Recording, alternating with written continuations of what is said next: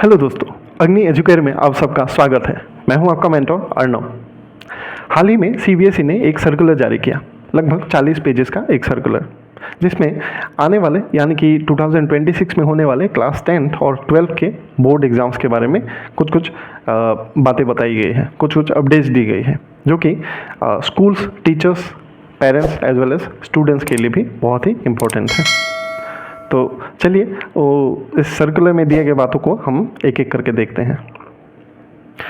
ये सर्कुलर जारी किया गया ऑन 27 अगस्त यानी कि परसों ही, और ये देखा आपने लाल लाल अक्षरों में लिखा गया है कि this is an extremely important communication for all schools sponsoring candidates of class 10 and class 12।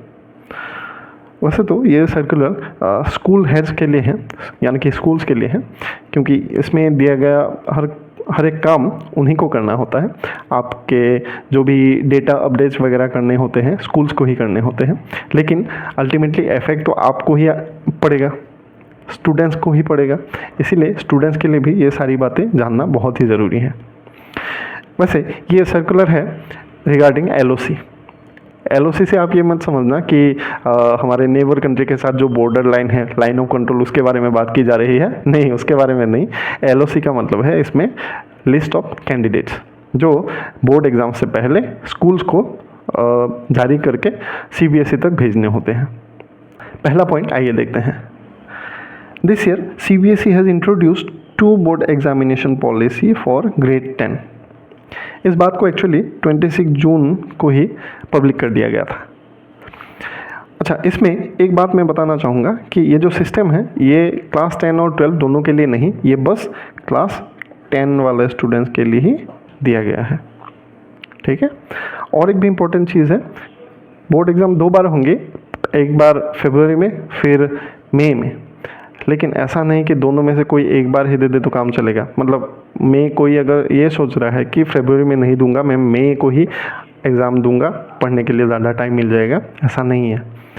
इसमें लिखा गया है क्लास 10 वाले स्टूडेंट के लिए फरवरी में होने वाला जो एग्ज़ाम है वो मैंडेटरी है। ठीक है। उसके बाद अगर किसी स्टूडेंट को लगता है कि कुछ ये सब्जेक्ट, पर्टिकुलर सब्जेक्ट मेरा अच्छा नहीं गया, इसमें और थोड़ा इम्प्रूवमेंट मेरा हो सकता है, तो वो सब करने के लिए अगला वाला अटेम्प्ट दिया गया है जो कि मई में होगा। ठीक है, क्लियर। इसके बारे में और डिटेल में देख लेते हैं। चलिए, यही बात फिर से बोला गया है कि it is mandatory to appear in the first board examination, right, जो फरवरी में होने वाला है। अगला, all past and eligible students will be allowed to improve their performance in any of the 3 subjects out of science, mathematics, social science and language। इसमें 2 point है। पहला तो कि पास होना पड़ेगा स्टूडेंट्स को, ठीक है। दूसरा, एलिजिबल होना पड़ेगा, एलिजिबल होना पड़ेगा, ठीक है। और तीसरी बात इसमें है कि 4 सब्जेक्ट्स हैं, साइंस, मैथमेटिक्स, सोशल साइंस और एक लैंग्वेज जो होता है, किसी के लिए इंग्लिश, किसी के लिए कुछ दूसरा लैंग्वेज। तो इन चारों सब्जेक्ट्स में से कोई 3 सब्जेक्ट्स मैक्सिमम 3 सब्जेक्ट का कोई इम्प्रूवमेंट के लिए मई में आने वाले बोर्ड एग्ज़ाम में अटेम्प्ट कर पाएगा। ठीक है। कोई चाहे तो तीनों के 3 ना देकर एक सब्जेक्ट भी अटेम्प्ट कर सकता है। Clear? Okay. Subject change will not be allowed, यानी कि फरवरी में जो एग्ज़ाम होगा उसके लिए जो सब्जेक्ट्स किसी स्टूडेंट ने चुना था वही सब्जेक्ट्स उसको मई में देने पड़ेंगे अगर वो इम्प्रूवमेंट के लिए एग्ज़ाम देता है। ठीक है। Except for mathematics standard two mathematics basic. CBSE में होता है ना, मैथमेटिक्स स्टैंडर्ड एक अलग पेपर होता है, मैथमेटिक्स बेसिक एक अलग पेपर होता है, तो या फिर वाइस वर्सा, इसमें शफलिंग किया जा सकता है।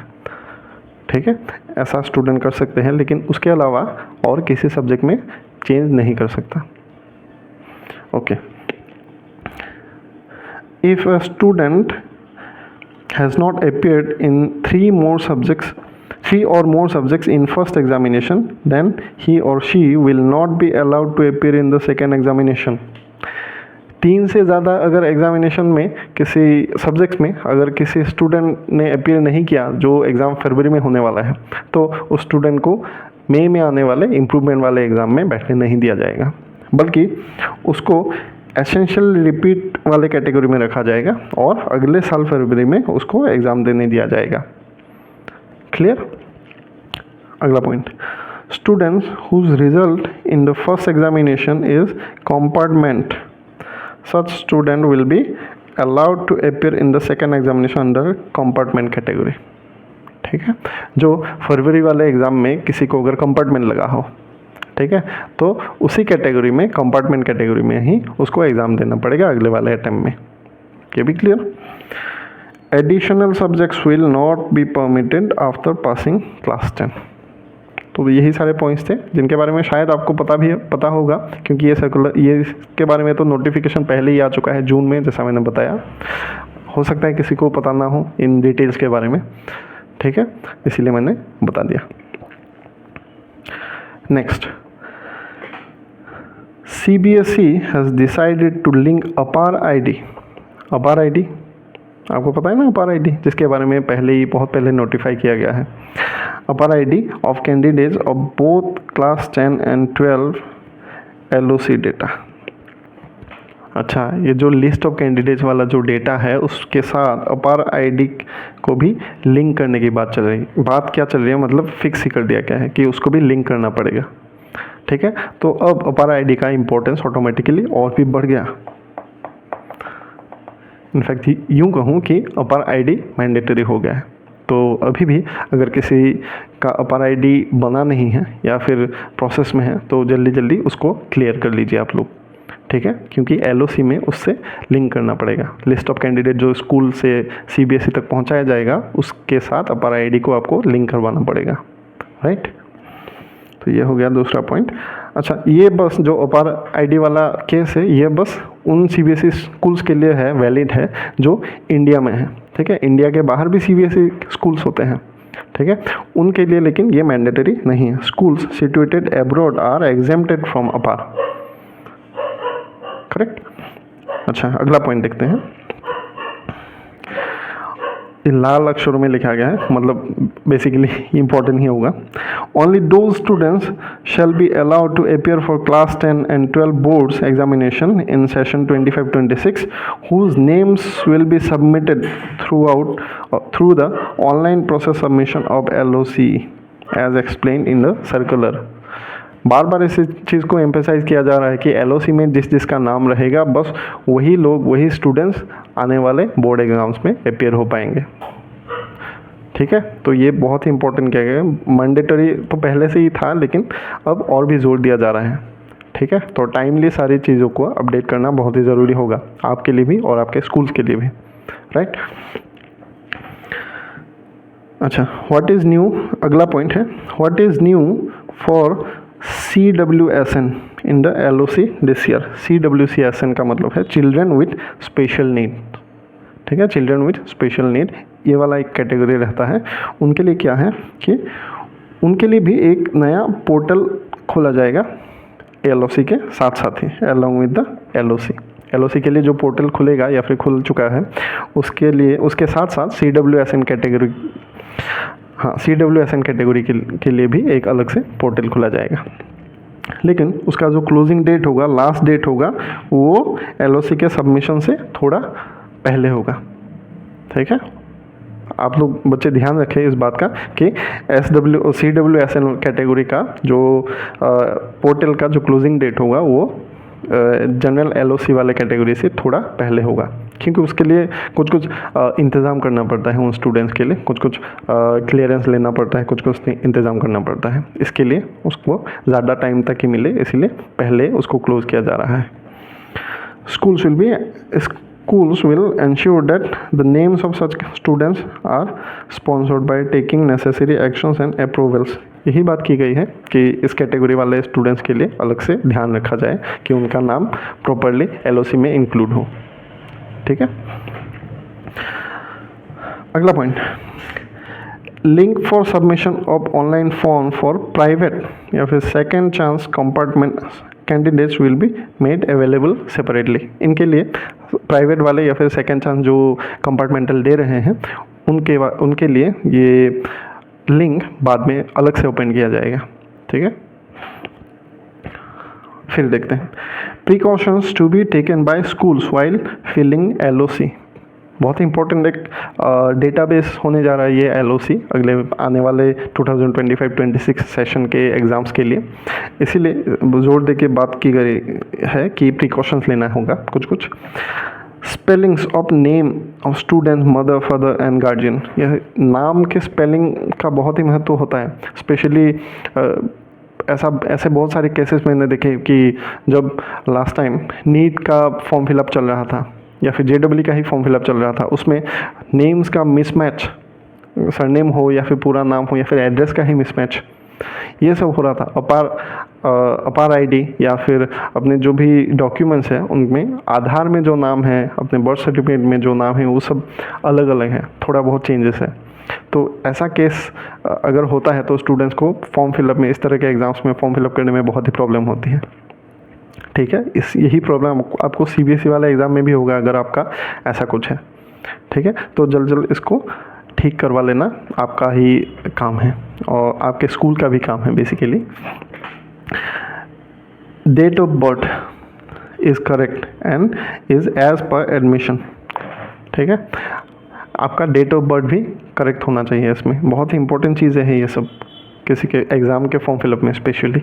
ठीक है, सब्जेक्ट कॉम्बिनेशंस आर करेक्ट। जो आपने एक्चुअली सब्जेक्ट का कॉम्बिनेशन लिया गया है LOC में ही वही सब्जेक्ट का कॉम्बिनेशन और सब्जेक्ट कोड के साथ, subject code specially subject code में काफ़ी सारी गलती देखी जाती है, मिसमैच होता है। जो असल में स्टूडेंट एक सब्जेक्ट अपेयर करता है लेकिन वहाँ उनके लिस्ट में अलग सब्जेक्ट रहता है। सब्जेक्ट का नाम सही हो तो सब्जेक्ट कोड गलत होता है। तो ऐसा बहुत केस देखा गया है, इसीलिए यहाँ पे प्रिकॉशन लेने को कहा गया है। ठीक है, ये सब बताया। सच एक्सक्यूजेस विल नॉट वर्क। ऐसा एक्सक्यूज़, ये सब जो बाद में अगर ऐसा एक्सक्यूज़ देते हैं कॉलेज आपके इंस्टीट्यूट कि किसी क्लर्क के चाचा का देहांत हो गया इसीलिए वो आउट ऑफ स्टेशन चले गए, इसीलिए काम नहीं हो पाया, रजिस्ट्रेशन नहीं हो पाया, या फिर जो टीचर है उनका तबीयत ख़राब हो गया या फिर कुछ एक्सीडेंट हो गया छोटा सा, इसीलिए वो रजिस्टर नहीं कर पाए, काम वगैरह नहीं हो पाया, ये सब नहीं चलेगा। वेबसाइट काम नहीं कर रहा था बहुत दिनों तक, इसीलिए रजिस्ट्रेशन नहीं हो पाया स्टूडेंट्स का, ये गलत हो गया, ये रह गया, ये सब नहीं होगा। Students have not provided details, student से डेटा नहीं आया, कोई स्टूडेंट बहुत दिनों तक स्कूल नहीं आया था इसीलिए उसका नाम वाम लिखना ये सब भूल गया। और लास्ट वाला तो अल्टीमेट हो गया कि school forgot the final submission date of LOC। ठीक है, ये सब बहाने नहीं चलेंगे, ये सब आप लोगों को वैसे स्टूडेंट्स को नहीं बोला जा रहा है, ये सारी बातें CBSE के द्वारा स्कूल्स को बोला जा रहा है, स्कूल एडमिनिस्ट्रेशन को बोला जा रहा है कि ये सब बहाना नहीं चलेगा, आप लोग टाइमली अपना काम करके हमको सबमिट कर देना LOC। ठीक है, तो यानी कि कुल मिला के बात यह है कि काफ़ी सीरियसली लिया गया है इस लिस्ट को प्रिपेयर करने वाले बात को। ठीक है, अगर CBSE इतने सीरियसली ले रहा है तो स्कूल्स भी सीरियसली लेंगे ऑब्वियसली, इसीलिए पेरेंट्स और स्टूडेंट्स भी इस बात को सीरियसली लें कि ये LOC में आपके सब्जेक्ट्स, आपके नाम के स्पेलिंग्स, आपके सारे डेटा, ऑल डेटा आपके करेक्टली एंटर हो। ठीक है, ये आप ध्यान रखें।